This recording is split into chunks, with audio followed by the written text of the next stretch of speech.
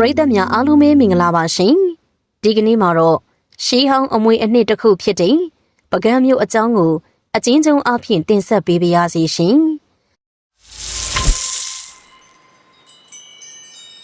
ကမ္ဘာအကြီးဆုံးရှေးဟောင်းအမွေအနှစ်နေမြေများအနက်မှတစ်ခုဖြစ်တဲ့ပကံဒေသဟာမန္တလေးမြို့မှာ၄နာရီကြာသွားရပြီးမြန်မာနိုင်ငံအလဲပိုင်းမှာတည်ရှိပါတယ်လဲဝင်ရိုးတန်တညံညံပကံဖျားပေါင်းဆိုတဲ့အတိုင်း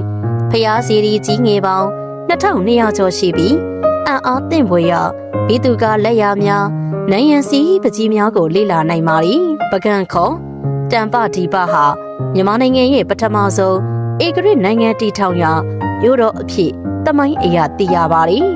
ပကံနိုင်ငံတော်ရဲ့အဖွံ့ဖြိုးဆုံးအချိန်ဖြစ်တဲ့17ရာစုမှ73ရာစုအတွင်းဗုဒ္ဓဘာသာဖျားဂူပထိုးတွေဇေဒီတွေနဲ့ဘုံတော်ကြီးကျောင်း1000ကျော်ကိုတည်ထားခဲ့ပါသည်ပကံမင်းဆက်များအနက်အစောပိုင်းမင်းဆက်တွေဟာပါဇက်ရာဇဝင်တွေအဖြစ်သာရှိပြီးအနောယထာမင်းလက်ထက်မှသာတည်ကြသောအထောက်အထားတွေတွေ့ရှိခဲ့ရပါသည်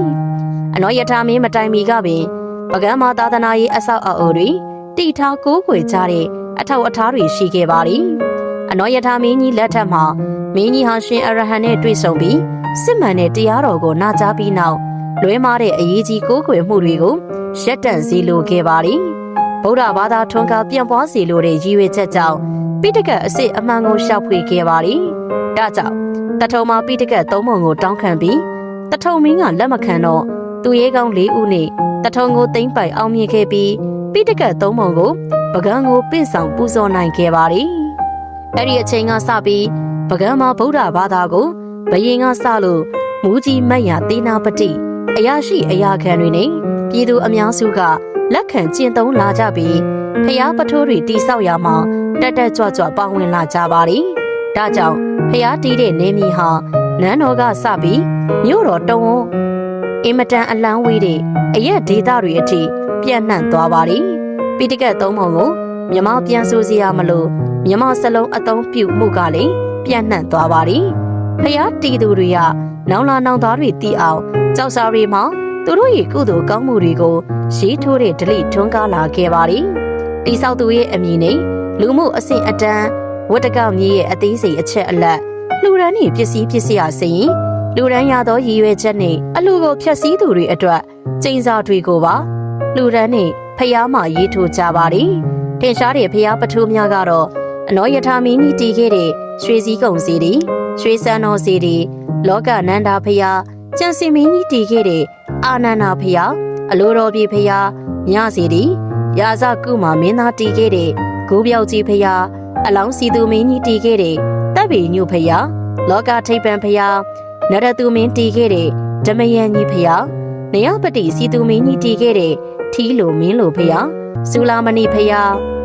နေရပတိစီသူမင်းကြီးတည်ခဲ့ပြီးသားတော်နရောင်းမြမင်းဆက်လက်တည်ခဲ့တဲ့ကရော့ပလင်ဖျားကြစွာမင်းတည်ခဲ့တဲ့ပြသက်ကြီးဖျားတို့ဟာအလွန်တပ်ပေစွာကြီးကျယ်ခမ်းနားတင့်တယ်ပြီးလူတီများကြောကြားလှပါသည်ဒါအပြင်ပြူစောတီတည်ခဲ့တယ်လို့လူတီများတွေဘူးဖျား